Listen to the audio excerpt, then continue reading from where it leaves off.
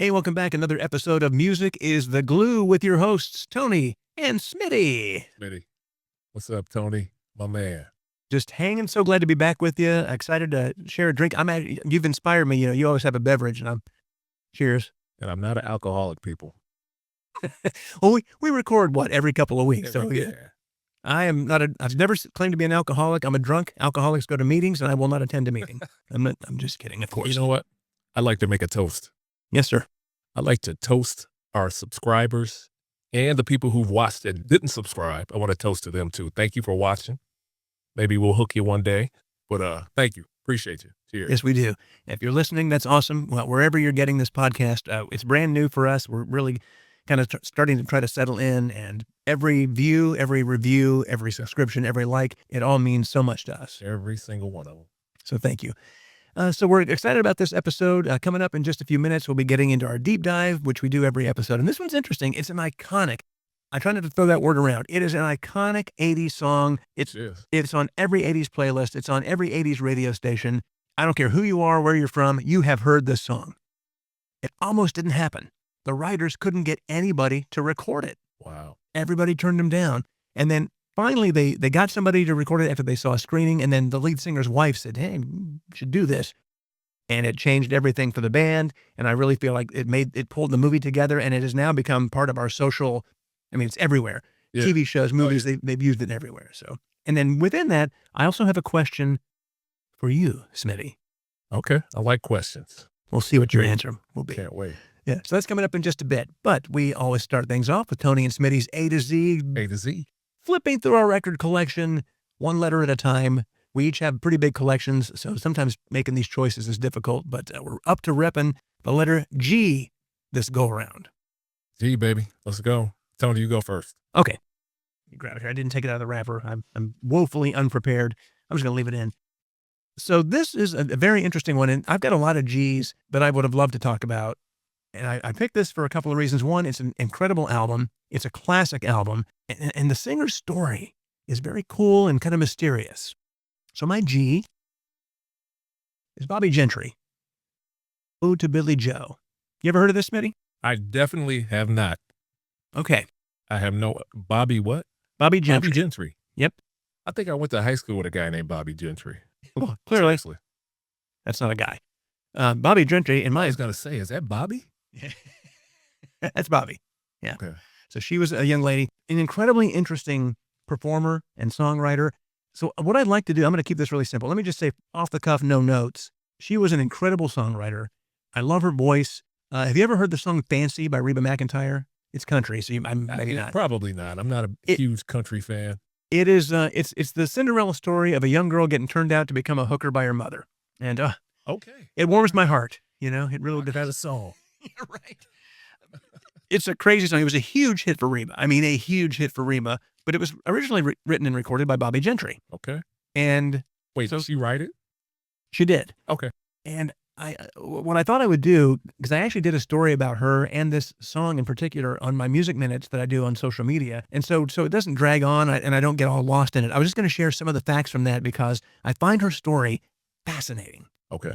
So there's a lot of cool things about Bobbie Gentry. One, she was one of the first female artists in America who actually composed and produced her own material. That wasn't, in the 60s, that wasn't a big, Loretta Lynn, Dolly Parton, not a lot of other ones. But Bobbie Gentry definitely was up there. She charted 11 singles. She won a bunch of awards. Really her only ambition, like when she started this whole thing, she wanted to write songs to sell to other artists. She wasn't interested in being a big celebrity or a singer in her own thing. It was kind of like fate that made this happen.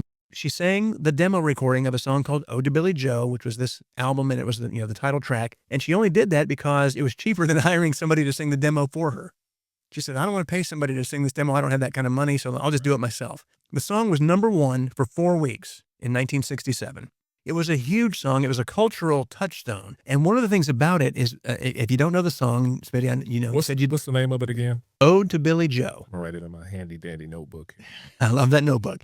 So the song kind of spins a tale of a young man named Billy Joe McAllister, and he jumped off the Tallahatchie Bridge. And that's a real place, the Tallahatchie Bridge. I know about the Tallahatchie Bridge. It created huge listener curiosity because Gentry never revealed in the song, they talk about the fact that something was thrown off the bridge, but she doesn't say what it was, and she also doesn't come right out and say why Billy Joe jumped. So people were super curious, and they were trying to figure out the mystery, and they're listening to the song for clues. And in 1969, a couple years after she put the song out, Gentry said that she had her own idea what was thrown from the bridge when she wrote it, but she never told anybody what it was. Not even her own mother. Like her mom wanted to know, what is it? Just tell me, Bobby. Nope, not going to tell you. She wanted people to come up with their own thing.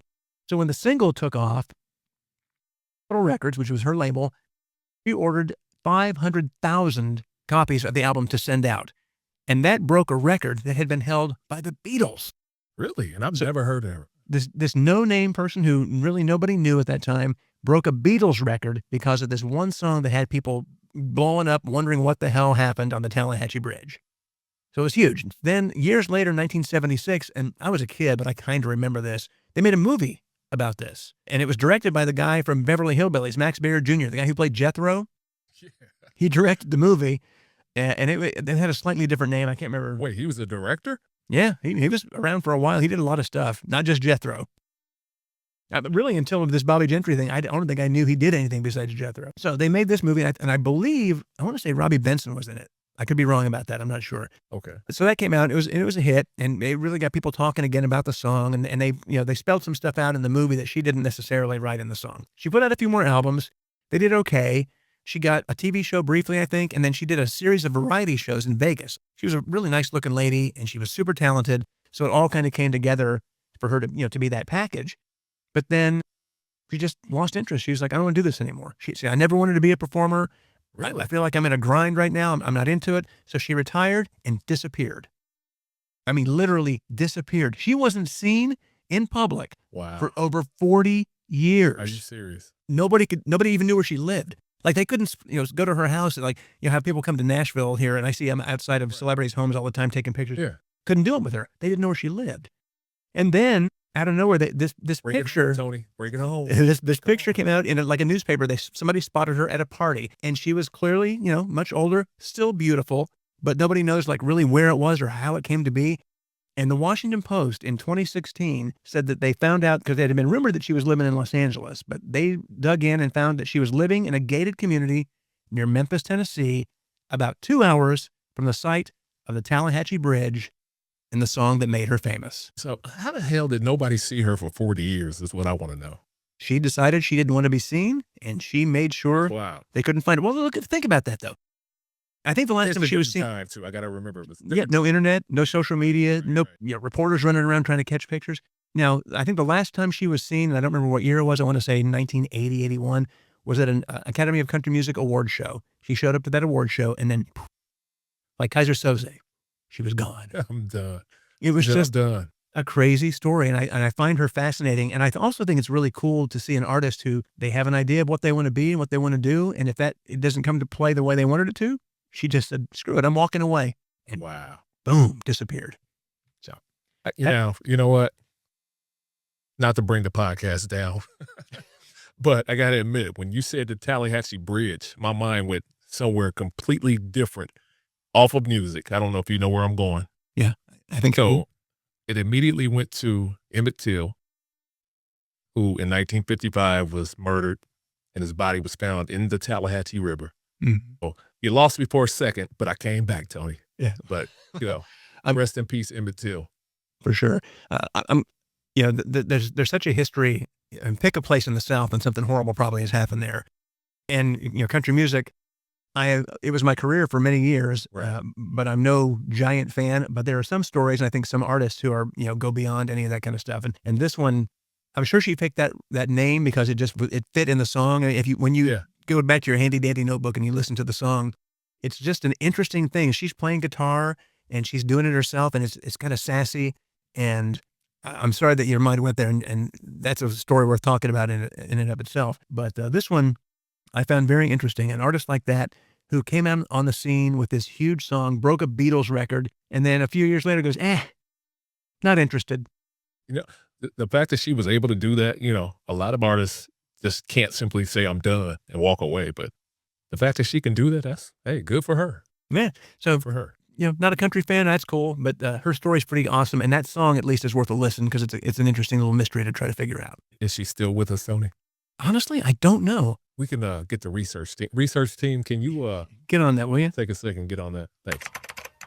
82 years old. Thanks, research team. They do a hell of a job, don't they? They need a raise. Yes, they certainly do. All right. I'm excited to see your G. Okay, so my G is, and it's funny, but when I knew we were going to do G's this week, immediately it was between two people or two artists. I thought George Benson, and then this group. I'm holding up the album to the Gap Band, their album 4, which is, I love this album. I love So it, much. love it, love it. It came out in 1982, and immediately, I think the first song I heard on this back in the day, I'm trying to think back on when I was a kid. I think I was 10 then. Early in the morning, I remember that song. Yes. It's playing all the time on the radio, and I love that song. But then, when that song Outstanding came out, which today is still one of my favorite songs in the world, I will never get sick of this song. When that song came out, this immediately became one of my favorite albums. But it's got that. It's got You Dropped the Bomb on Me, which I think everybody knows that song. That was the song that introduced me to the Gap Band. I heard that one first, and I freaked out. Man, that first keyboard starts, that crazy funk keyboard, and I was hooked. Yeah. So it did reach #1 on the R&B charts in 82. It's been sampled by so many people. Yeah. So that's my favorite. I don't have much to say about it except I love it. I love the members only jackets they have on the album cover. I learned something about them this week. I was looking at, I don't even know what I was reading or researching, but I had never heard the origin of their name, why they called them the Gap Band. So I'm sure you know better than I do. You should share that. So yeah, it stands for, they're from Oklahoma. It stands for Greenwood, Archer, and Pine, which those streets are known in history as Black Wall Street. A lot of people know the story. A lot of people don't know the story. Black Wall Street was a very prominent, well-to-do Black community, had their own banks, own stores, own hospitals, everything. And unfortunately, that was a rough time in our history. And there was some white people who didn't like seeing the Black people prosper like that. Of course, they used one minor incident that they claim happened, and they decided, we're going to destroy their community. We're going to tear it down, burn it down, kill people. So, we could go into that, but I don't want to make this too much of a history lesson. Yeah, but that's a history lesson that should be taught if you've never heard that story. Yeah, absolutely. But what's crazy is Black Wall Street is very famous, but that didn't happen just that one time. There was a bunch of Black Wall Streets around the country that it happened to. So again, people get a chance, look that up. If you don't know about it, Black Wall Street. Put on some Gap Band and read some history. Yeah. Do yourself a favor. I have to give my wife a shout out again. I mean, people are really sick of hearing that, but Gap Band is one of those. When we bought Gap Gold, I remember thinking, I don't know these songs. I told her, I said, I know You Dropped a Bomb on Me. I know Early in the Morning. And then really, I didn't know anything else by title. And I was like, I don't think I know that. But you knew the songs. Dude, we put that record on, and almost everyone, I was like, oh my, that's the Gap Band? And Outstanding, I'm like you. Outstanding is one of my favorite songs. And every time it comes on, I'm just like, yes. It just makes me feel good. Absolutely. I love that song. Love Light. When we get done recording. I may have to as well. It goes well with bourbon. But what doesn't, really? Okay. Two very different G's, but both great in their own right, and some very cool history there. All right, well, are we ready to get into our deep dive? Let's do it. If you are of a certain age, here's the thing. It doesn't matter how old you are, you have heard this song. But if you're Gen X, the movie that this song came from is iconic. It's a movie that when I was in school, I saw so many times. People could say, and I had people do this, I memorized basically the entire film. People could come up to me and say, hey, do the scene about so-and-so. And I could do it word for word because I had seen it so many times. Oh, damn, Tony. It had a huge impact on me. And what was weird about it was I wasn't one particular character from that movie, but the beauty of the movie we're talking about is you could find pieces of yourself pretty much in all of these characters. And there were two for me, two very different characters that I connected with.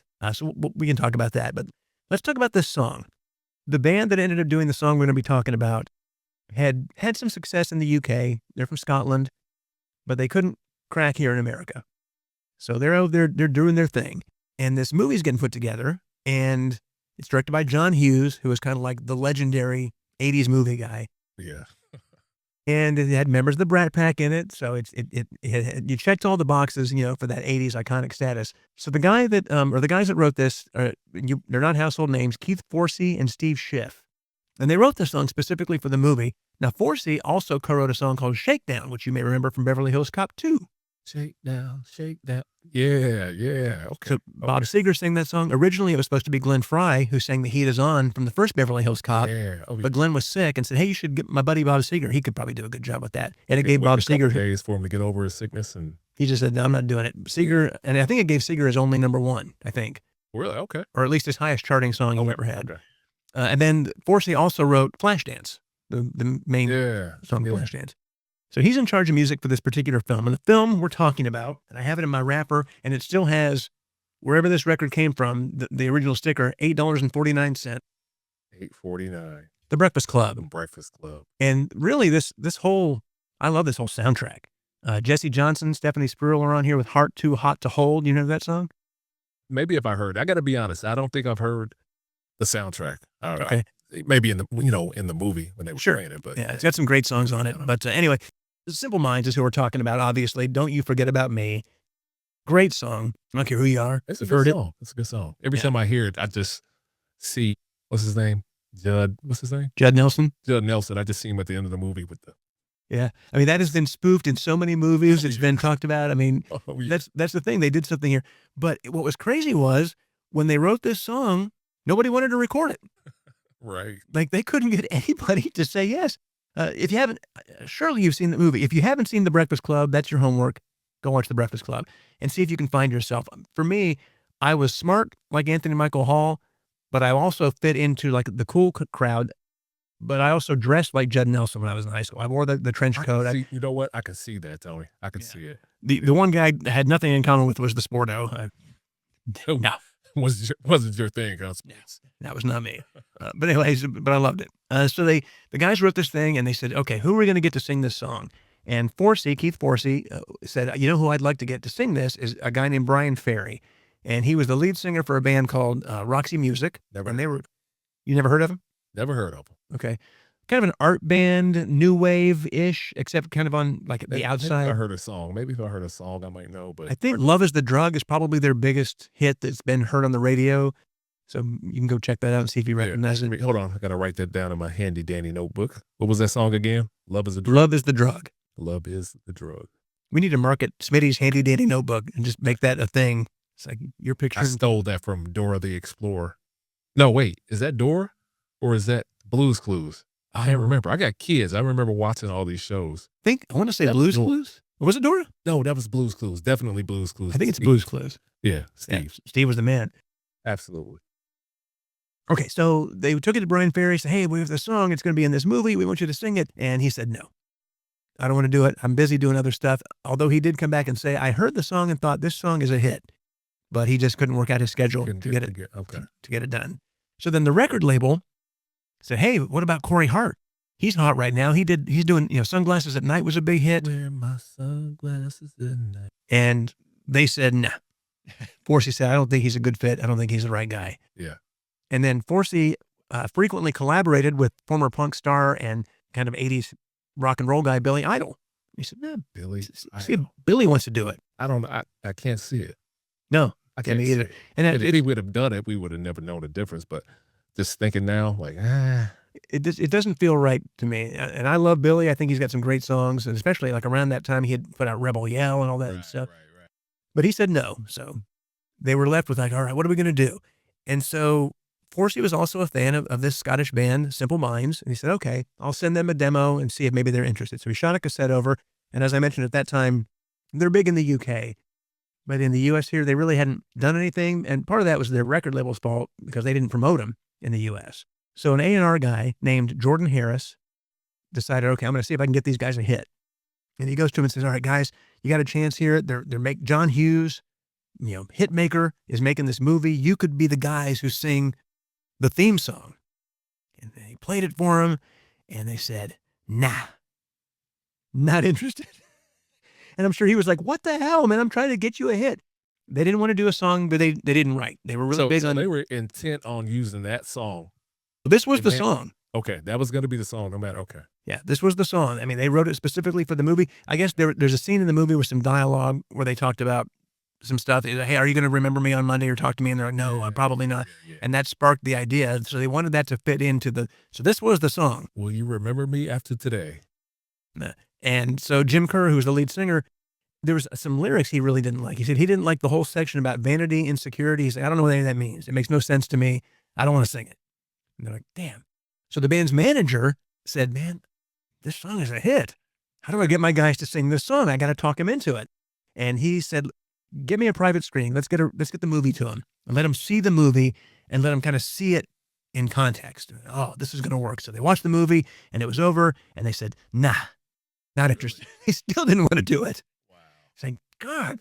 And it was like Jim Kerr, the vocalist, said, quote, we couldn't give a toss about teenage American school kids. They just didn't care. They had no interest. So at the time, Jim Kerr was married to Chrissie Hynde from The Pretenders. And she said, it's a hit. Quit screwing around and record this song. And as a good husband will do, he said, all righty, I'm going to do what my wife says. And he went back to Forsey and hung out with him. Yeah, exactly. Smart man. Hung out with him for a little while. And then he kind of liked him, respected him, became friends with him. And he said, all right, I trust you. You say the song is going to be a hit. We'll do the song. So they said getting him into the studio was the hardest part. But once they got in there, it was magic. He said everything was perfect. The band was on fire. The guitarist, he hit that opening thing and it was like, okay, this is great. Kerr, at the beginning when he goes, hey, hey, hey, hey, ad-lib wasn't written that way. He just felt inspired to do it. That's an iconic moment. And then later in the song, when they're doing all the la, la, la, la, la, la, la, la, Yeah. that was a placeholder. They were supposed to write lyrics for that. And then when they played it back, everybody said, pretty good as it is. I think we need to write in more lyrics. And so that's what it was. And they put it out and it broke the band in America. They were on MTV all the time. It went to #1 in Canada as well. Yeah, I remember this song. And it was huge. And would you like a little fun fact to go along with your deep dive? Fun facts. I like fun facts, Tony. Me too. I built a whole channel out of fun facts. Right. So another big John Hughes movie was 1986, Pretty in Pink. Yeah. Remember that one? Yeah. Okay, so at the end of that movie, there's a prom scene. All the kids are dancing. And if you remember the movie, it was a band called OMD, Orchestral Maneuvers in the Dark. I and remember. The song was If You Leave. Great song. I remember. But when they shot the film and they shot the scene, they shot it with the kids dancing to this song, Don't You Forget About Me. So they were going to use it again. So all the kids are dancing to Don't You Forget About Me. Okay. And so Andy McCluskey of the band OMD came back and said the song had to be 120 beats per minute because that's the tempo of Don't You Forget About Me. Right. And that's the track they shot the scene to. He said, obviously, the editor had no sense of rhythm. And that's why if you watch the movie, and now you're going to have to go back, you got to go back and watch it, all the kids are dancing out of rhythm. It's, and I probably thought it was normal because there was a bunch of white people out there dancing. You're 100% right. So, well, they're doing the best they can. They're clapping on 1 and 3. They don't know what the hell they're doing. But if you watch that scene, they're all dancing out of rhythm. It's not just because they're white. It was different music, and they screwed them over. They're making us look worse than we already were. So anyway, there's a little fun fact. If you've never seen Pretty in Pink, now you can watch that and have. I have seen it. It's been years. I don't think I ever noticed. I don't think I did either. But now I've got to go. Probably this weekend I'll go back and watch again so I can check it out. I got to admit, Simple Minds, this is the only song I know of them. I think you're not alone, Smitty. I think, now the good news for them is after they did this song, the next album they put out had a couple of pretty good hits on it. There's a song called Alive and Kicking. Okay. Which is really good. What's funny is this song, at the time when it first came out, like I read something like it didn't make it onto the soundtrack initially and they got it onto the soundtrack. And then they thought they would maybe put it on this other record, but they didn't. Okay. And it drives me crazy because when this song comes on like Pandora or really any streaming service, they always show the album cover of their next album. And it's not on there. And it's not on that album. Okay. But anyway, and then really after that, I think unless you were a hardcore fan of Simple Minds, I think they just kind of dropped off and going back to just being known for this song, which they're okay with. In the end, huge. I remember. Ah. I don't know if you remember this. You remember how big Live Aid was in 1985? Yeah. If I'm not mistaken, I think I remember them performing on Live Aid. They probably did. Yeah, I think they did. I'm sure they wanted them to, because that's right around the time this song and movie came out. It was huge. Live Aid, man. I still remember when that happened. I remember watching a good portion of that in real time. Well, yeah, I remember. Oh, God, it was huge. I remember. Yeah, so Simple Minds, they're actually, I think they just kicked off or are about to kick off a North American tour. They're touring again for whatever reason.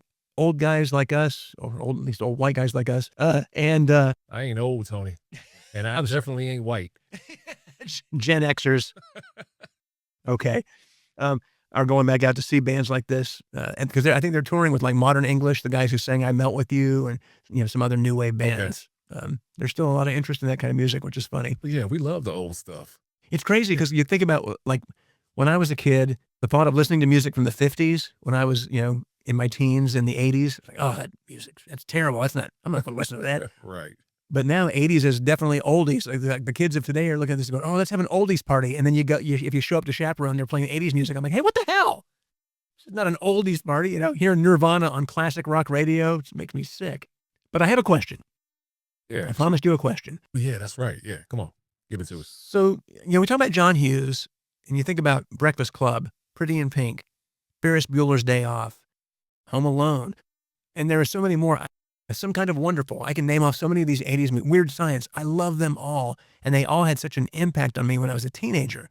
But as I was preparing this deep dive, I was thinking about it, and I wondered, I'm guessing these movies did not connect with you and other black kids because, like you made that joke earlier, good luck even finding a person of color in these movies. None. And so my question is, even though you weren't represented in these films, did you enjoy them? Did they speak to you in any way? And secondly, what were the movies that were out for, because again, as a white kid, I was going to these movies because they connected with me as a white kid. Right. What were the movies that were being made for you? Were there movies being made for you that had this kind of cultural significance? You know what? That's a good question. Breakfast Club, 16 Candles, movies like that. I saw those movies years after they came out. Me and the people I knew, my friends and family, we didn't go to the movies to see those. That it just wasn't, this wasn't our thing. Once I saw them, they were good movies. And of course, I might have questioned back then, like, where all the black people at? Ain't no black people in these movies. Most of these movies are in Chicago. They're at like Chicago high school. So, in my mind, I was thinking, how in the world? But you know what's crazy? A lot of people don't know this, especially, more so back then. Chicago was super segregated. So I actually can understand why there wouldn't be, because back then probably there was a lot of schools with no black people. So back then I didn't know because I didn't live in Chicago, but now that I live here and I've lived here for a little while, not far-fetched. Okay. So John Hughes, I forgive you. I guess he wrote what he knew. He lived that part of it or whatever. But as far as those, type coming of age movies for us, we definitely had some. And one that sticks out to me is The Last Dragon. Love that movie. Still to this day, randomly, just walking around the house, I might tell my wife to kiss my Converse. It's just one of those movies that came out like 85. Okay. So when I think of coming of age movies, I'm thinking about when I was young, teenager. Yeah. Like coming of age movies would be Last Dragon, movies like Krush Groove, which when that came out, that was like everything, like all these rap stars, LL Cool J, Run DMC, we got Sheila E. in the movie. So that movie was definitely one of ours. We all went to see that. School Days came out in like 88, Spike Lee. So that was like, college. We hadn't got to college, but it was like a college, young kid type thing. So yeah, we had movies. We had a lot of movies. We had stuff. Beat Street was another one that came out in the early 80s, 84. All about breakdance and rap music. Yeah, I was just saying, like, I saw Breakin' and Breakin' 2. Would you consider those kind of movies, or were those so specifically about breakdancing that it wasn't? Yeah, for the record, Breakin' 2 sucked. But yeah, Breakin' 2, Electric Boogaloo wasn't a good movie. Breakin' 1, classic. Breakin' 1, and that soundtrack for Breakin' 1 is amazing. Yeah. So there's no stopping. Again, to answer your question, nah, Tony, we didn't go see those movies. Okay. It just, they weren't made for us. Yeah. They weren't made for us. Now, movies like Beat Street, it was what they called an urban movie. It was still appealing to white kids too, because white kids like to break dance too. My wife grew up in the East Bay, and she threw down cardboard, and she's white, and she would get down there and break dance, and she was in a group like that did freestyle rap. I would love to see that. I would too. You don't have any videos? No, I wish she did. She makes jokes about it all the time. I'm like, why won't you do this for me? Yeah, but like movies like Last Dragon, we went to the movies probably to see that like 5-6 times, man. Okay. Yeah. Well, that makes me happy because So we had ours too. Okay, good. Because I thought about this, and it was so weird because, at the time I was a teenager in the South, and speaking of high schools, with no, and I didn't realize this when we moved from Ohio. The first school I went to here for 2 grades was just normal. White kids, black kids, Hispanic kids. Right, It was just it was normal. And then we moved out to a different area, and I went to school. This is starting in 6th grade, and even as a kid, I was 12 years old. And I was like, something's weird about this school. I can't figure it out. What's going on? It took me a few days, and then it finally clicked. And I went home after school one day, and because I had told my mom I didn't like the school, and she was like, "Why?" I said, "I don't know. I don't like the kids. I don't like it here." And I finally figured it out. And I remember going home and saying, "Hey, I figured out why I don't like this and why it's weird." She goes, "What is this?" I said, "Everybody's white." And Everybody, Mom. yeah, I mean, that was it. Everybody was white. And Teachers and everything. it was so gross. It was just gross. I mean, I was a 12-year-old kid who could recognize how gross that was. Hats off to you, Tony, for recognizing that at 12, though. Well, that's my parents. Yeah. That's good parenting. Hats off to them. Yeah. Absolutely. Yeah. But I mean, I had a pretty good high school experience. I'm glad it was good, but I did not like seeing the things I saw around that school. You talked about a few episodes ago when you talked about the Confederate flag. Saw a lot of that in Hoax Bluff, Alabama, on license plate covers and all that kind of stuff. And yeah. man, even then I was like, what are you doing? Again, I'm 12 and 13 years old going, why are you, it's our heritage. Yeah, but it's a shitty heritage. What are you doing, man? You lost. Don't celebrate this. You're treasonous jerks. Anyway, I don't want to get off on a whole thing, but okay. Same question to you too, though. Did you like movies like that? Last Dragon, Beat Street, Breaking. Did you and your friends go to see movies like that? I did not see Last Dragon in theaters. Shame on you. I know, but I have seen it. I fixed that later. Okay. But I saw Breaking in theaters. I saw Beat Street. I saw School Days. Okay. I saw. I don't think it's a coming of age movie necessarily, and I think it's still in the 80s. I was in college when this movie came out, but I went and saw Lean on Me and loved it. Well, yeah, 89. Barely made the 80s, but 89. Oh yeah, classic. Loved that movie. Yes. I mean, Morgan Freeman's killer in that. I remember when that movie came out, and Benson was in it. I was like, oh, Benson is in this movie. So whenever I think of Lean on Me, I always think of that line. You smoke crack, don't you? Yeah, as a kid, that's the line that pops out to me. I don't know why. Well, it's a great movie, and I love that it's based on a true story. And I know that they embellished a little bit, but I love that there was somebody that passionate and a little crazy, because you got to have that to be able to try to straighten some of these kids out and give them a future, because so many wouldn't have had that without him. Yeah, he couldn't get that away. He couldn't get away with that now. No, well, you can't even say a crossword. Clark be in jail somewhere. You can't say a crossword to grown-ups now without them losing their mind. So forget about saying it to a kid. I'm like, you want to know what's wrong? Kids aren't getting hit enough. Yeah. Joe Clark. I was so smoke crack, don't you? That's a pretty good impression. It sounds just like it. Okay, well, if you haven't seen Breakfast Club, it's a good movie. Now you know the history of the song. If you haven't seen all the great movies that Smitty talked about, you should definitely do that. I am in agreement, though. Electric Boogaloo I still have a couple of friends from high school. We joke about that movie, about how bad it was. And when we want to make a reference that's funny about a bad movie, that's usually the movie we pick. Yeah. I just wish they hadn't gotten greedy with that one. Yeah. Happens definitely a money grab. Let's hurry up and put another one out. Yeah. And that happens, but not good. So there's no easy way to segue to this. We're going to go from all that interesting stuff about a deep dive in 80s music. I was waiting for this one. Yeah. Yeah. But we have a feature we haven't talked about, and this will be a recurring feature because the playlist can go on and on and on. Yeah. I don't know what the young kids are calling this kind of a playlist, but for people our age, this is baby making music. Baby making music. We're going to talk about baby making music. And you can call them slow jams. You can call them whatever you want. You know what? That's a good question. I got to ask my son because my kids listen to 90s R&B. So I'm very proud of them. I did a good job. So, but I don't know if kids nowadays listen to slow jams. Or I don't either. I mean, know they don't call them slow jams, but that's the thing. What are they listening? I don't want any of. I mean, my kids are all grown, but I still didn't necessarily want it to be called baby making music for them. Right. But yeah, I would be curious to know if you are young and you happen to come across this and you've made it this far. Yeah. What do you do? When you're putting on something to set the mood? What do you call that? Me and my wife were talking about this. I don't think they even slow dance anymore at the clubs and stuff like that. The parties. I mean, my son said they don't, so I don't know. That's just crazy. Yeah. Yeah. Well, that makes me sad because you're right. The greatest thing about slow dancing, I mean, I think back to the high school dances I went to. It was an excuse to get up on somebody and rub a little bit and feel close. And it's like, we're out here in public and we're not breaking any rules quite, but But it's kind of like the line from Pulp Fiction when they're talking about foot massages. See, that's what makes them so cool. It's like, that's what's so cool about slow dancing. You know what you're doing. I got a confession, Tony. In high school, I didn't get to do much slow dancing. I was kind of a shy kid. That makes me And I sad. did go to the parties. I kind of stood on the wallflower. Yeah, it's okay. I made up for it later on in life. But back then, nah, no slow dancing for Smitty. Well, it's funny. I wasn't like a player and never have been, never will be. I don't know if you can tell that by looking at me, but it wasn't the case. No. In high school, I certainly wasn't nerdy because I had a lot of friends. I was popular. I was on student, I was in student government and all that kind of stuff. But I wasn't, Mr. Oh, he's winning, Mr. Hoaxbluff High School or whatever those things were. But I went to the junior prom in my junior year. I went to the senior prom my senior year. But I got invited to the junior prom when I was a sophomore. So she was a junior and she invited me. So yeah, I went to 3 proms. You thought you were the stub, didn't you? That's a good night.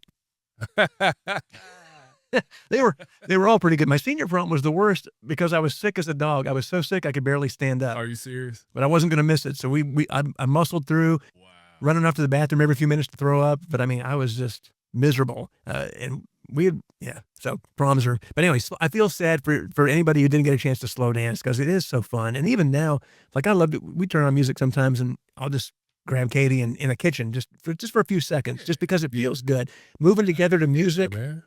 Kids, Absolutely. bring back slow dancing. Yeah, bring it back. We're going to start a campaign. All right, we got off on a tangent there. So our assignment for each other was to come in with 3 favorite baby-making songs. And I don't even think they necessarily need to be top 3 because, I mean, how do you pick top 3? But we wanted to each pick 3. Too many. Yeah, and we can come back to this. And we definitely want to hear yours. What are your favorites when you wanted to set that mood? Get it in the comments, please. I don't think we're going to cross paths here at all, Smitty. Nah, I know we're not. Nah. So I don't know how you approached this. Initially, when I was looking at this, I almost went for like really solid, popular, like people know this song. And I think most people are going to know most of these. And then I thought, I don't want to overdo it. I mean, I thought about, Let's Get It On, Marvin Gaye, Sexual Healing, Marvin Gaye. He's got so many great ones. Right. I said, no, I'm keeping Marvin off the list, not because I don't love Marvin, but because I wanted to go somewhere else. Yeah. So how did you approach this when you looked at it? You know what? Like you, I thought about, the classics like Marvin Gaye and, Little Al Green, stuff like that. But then I was like, no, I'm going to think back to when I was younger. I wasn't making babies yet, but if I was, these are the songs I would have been listening to. It's funny because all my songs are from a certain era, like within 4 years of each other, 3 years of each other. Wow. Okay. To be honest, Tony, I don't even know if you'll know these songs. No, you're nervous. Maybe. I'm trying to think if any of them were like crossover hits. Not really.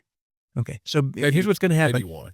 If you went that deep, if not for my wife, I probably won't know them. So we'll see how well she has schooled me. Do you want to do one at a time, or do you want to do all yours and all mine? Or we'll do one at a time. How about that?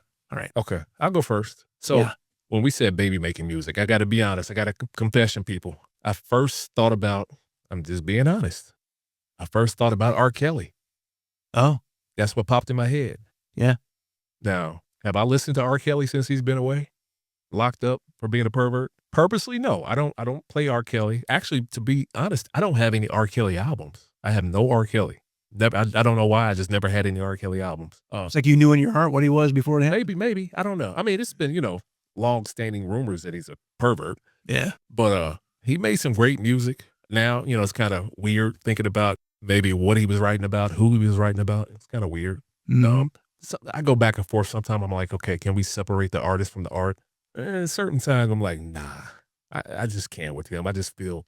I'm going to jump in and have a live idea. We need to do a deep dive one time on artists who have had problematic things in their career. And can you separate it? Should you separate it? Is it still okay to listen to music from people who have been found out to be not great people? Also, make a note. How come it's okay that some artists have been accused or have done certain things and they were allowed to continue on with their careers? Other artists, not so much. I think that's a good one. The more recent probably are more likely to get canceled because I think society is looking at that a little more harshly than it did back in the day. But that's a great debate, great topic. We definitely need to get into that. Pull out that handy dandy notebook and make that note. But that was just a confession of mine. I went straight to R. Kelly. I thought about some songs. Have I been around when his music is played? Yeah, and I'm not like, turn it off. I just, I don't even think about it. But not gonna mention any R. Kelly songs. Just not gonna do it. Okay. But the first song after R. Kelly that came in my head is Jodeci. I don't know if you've heard of Jodeci. You know Jodeci? My wife loves Jodeci. I've been on the lookout for albums by Jodeci because she wants them in the collection. So that's, again, Katie. Woo. I got a few. I got a few. I love them. But the song is Forever My Lady. In 1991, this song came out. And speaking of baby making music, the first line in the song says, "So you're having my baby." So it's definitely baby making music. For sure. Yeah. Yeah. And what's crazy is the song was written by Al B. Shore for his then girlfriend, Kim Porter, who passed away a couple years ago. Unfortunately, the mother to Diddy's kids. Okay. I knew I recognized that name. Yeah. So before that guy, speaking of problematic, right? Man, before that guy, her and Al B had a son together. Okay. But anyway, Jodeci, Forever My Lady, 1991. It was from their debut album song. It reached #1 on the Billboard Hot R&B / at the time was / hip hop songs. Okay. Forever My Lady, love the song. And real quick, the song reminds me of my best friend who passed away actually a year ago last week. Passed away from the Big C. Love him, miss him, rest in peace. He lived in Philly at the time, Philadelphia. And back then, I don't know if you remember, it was just different. I lived in Little, Ohio. So East Coast would get music before us. And I remember he came to visit and he had a tape with this Jodeci on it. And where I was from, we hadn't heard about Jodeci yet. So I remember when he brought that tape, I would play it and I played it. So when it finally got to us, I knew all the songs, but that song definitely reminds me of my best friend, Ahmed. I love that. Yeah. I love it. Yeah, I know that. I know the band because of my wife, and I've heard some of their songs. I can't place that song, so I'll definitely listen to it because earlier in life, it just wasn't my world, so I wasn't listening to that kind of stuff. But now, as I go back and try to play catch up and and enjoy all these things, Jodeci, Tony, those guys from the those early '90s band or groups that were so good. Yeah. Okay, well, I basically got 3 different periods here. My first one, I'm gonna start with the one in the middle, and this is from my early college days. And this is a song that is an instrumental. It's a jazz song, kind of a fusion jazz song, new wave, whatever you want to call it. It's from an album that 2 jazz greats made together, and the album's called Double Vision, and the artists are David Sanborn and Bob James. No, okay. No, trivia for you, Bob James. Bob James is the same guy who wrote the theme to Taxi. Absolutely. Angie's thing. Absolutely. This song is the opening track on Double Vision. It's called Maputo. And I am, like I said earlier, and I stand by it, I was not a player, but if I was having a young lady over and I was making dinner or whatever, this song was part of the night. And it was a closer. Oh. I'm telling you, it's instrumental. It's about 6 minutes long. And even today, when that song comes on, I hear it and I'm immediately just like, It has a vibe. What was that again? And it is. I mean, that's how I feel. It's like, oh yeah, I hear that. At the beginning is that great because it starts with this little trill and stuff, and then it's just this drum beat, and then this groove starts, doom, doo doo doo doom, and once it gets going, man. So that's the closer. I'm just putting it out there. If you've never heard it, Maputo, David Sanborn, Bob James. How do you spell that? Maputo. I want to say 85, 86. I think 86, actually 86, 87 probably is the album. It's a great album. A lot of good stuff on there, including the one track with vocals on that record is Since I Fell For You, a cover of that song with Al Jarreau singing vocals. And it's killer. Okay. So okay. That's #1 for I'm me. going to check that out. It's in my handy dandy notebook. Going to check it out. All right. Song number 2, Baby Making Music. Song number 2, Baby Making Music. Unlike you, I stayed in the same era. All my songs are 90s R&B, baby. Well, it's hard to beat. I mean, that's like, I think, the high point of baby making music. Yeah. That's like the peak. How many babies got made? I mean, all my babies were born in the 90s. I'm just saying something was going right with that music. Not me. I had one in the 90s. Okay. Yeah. And then 2000s. Had 2. Anyway, that's beside the point. My next one is also from 1991, and it's by Boyz II Men from their debut album. It was produced by Michael Bivins of one of my favorite groups of all time, New Edition. Mm-hmm. It also hit #1 on the R&B charts, and it made top 20 on Billboard Top 100. The song is I love it. Okay. I would sing it, but I don't want to butcher it. But yeah, it actually became like a signature sound for like bedroom R&B tracks. I was just saying, when that's the title of the song, You know what time it's just the noises you're making when you're listening to it. You know it's got to be good. You already know what time it is. Don't like you said, you put that song on, that's a closer too. Love it. Love it. Yeah, You know, it's interesting. I look at 91, 92 maybe, the same as I look at 1957 with jazz, with just some of the best music of that particular genre coming out in a certain period of time. yeah. You know, you figure Kinda Blue, Coltrane, all those guys were putting out their masterpieces in 57. Baby making music reached its pinnacle in 91. You know, the good stuff. Speaking of which, I think, yep, Boys and Men, I got that back here too. There you go. Nice. Debut album. Anyway, love that song to this day. I still listen to it. So I'm going to rewind for my second one. This is going to go farther back. And I was trying to pick between two. I'm not even going to say the other one I was going to pick because I might want to use it down the road. And it's also going to show up in one of our song behind the sample features. So I didn't want to ruin that. Okay. But this one, again, a credit to my wife. I had not heard this song. I did not really know this band. Wait, hold on, Tony. Listen, I've said it before. I got to just applaud your wife for opening your eyes to all this good music. Seriously. Let's just keep it real. All this good black music. Yeah. Yeah. Man, and it's ironic that this white woman has done this for me. Right. But I mean, she grew up in 40 to Tony. I mean, come on. Too Short, Mac Dre. I mean, right. All these artists that I never would have heard of. And because she grew up with some of these guys and because that's the world she was in, she just brought a whole new thing to me. It's like she got to, in my lap, she laid down this great world. Gotta applaud her. Yeah, she was the best. So this one is by a little group you may know called Confunction. Oh, yes. And the song is Love's Train. I knew as soon as you said Confunction, I knew what you were going to say. That song, the first time I heard that, she was like, oh my God. And so she made me go out and look for the record, which I found at Phonolux Records. And this is another one of those songs that if it played 10 times in a row, I wouldn't skip it. Nah. Because it's so good. It's one of those songs you just don't get sick of. And when I was making this list, I actually went on YouTube and watched them. It's not really a performance because they lip sync on that show, but I watched the Soul Train performance with them doing it. Oh, okay. And it was so good. Okay. Yeah. Oh man, that is classic. You know, Silk Sonic, Bruno Mars and Anderson .Paak, they redid that a couple years ago on their album. I haven't heard that cover. Yeah, they did a good job. It's not the original, but they did you got to check it out, right? Here's the thing about Bruno Mars. I don't have a handy dandy notebook, but I'll put it in my phone. Okay. I'm just happy to see Bruno Mars doing a straight up cover and not just ripping somebody off and trying to call it new. Yeah, let's not go there. We'll be here for a minute. Okay. Be here for a minute. Song number 3, Smitty. What do you got? Song number 3. You got to maybe go listen to Confunction. Song number 3. I love this song. Came out in 1994, and it was produced by one of my favorite producers of all time, Teddy Riley. Yeah. The song is by Blackstreet, Before I Let You Go. Classic. Baby making music. I've heard that, and you are 100% correct. That check that box, boom. Babies are getting made when that song comes on. Before I go, can I get a goodnight kiss, please?